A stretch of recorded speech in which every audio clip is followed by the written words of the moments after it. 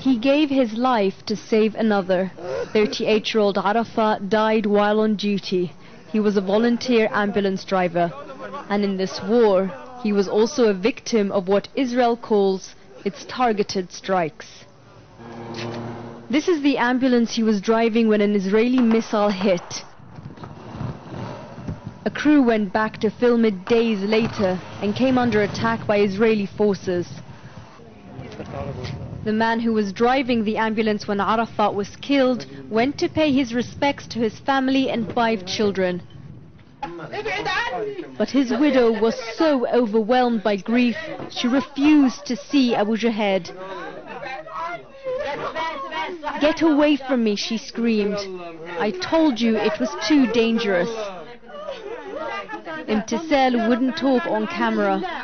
"No words can explain the loss of my husband and the father of my 5 boys," she told me. But despite losing his friend and the emotional grief, Abu Jahed remains undeterred.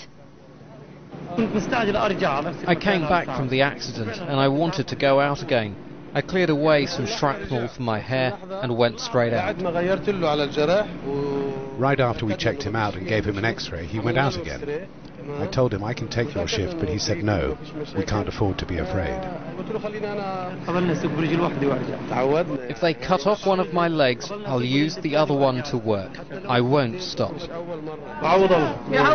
Arafat's killing and Abu Jahed's determination to continue highlight the dilemma paramedics and their families face here. Those who risk their lives to save people from Israel's war machine can become victims of it.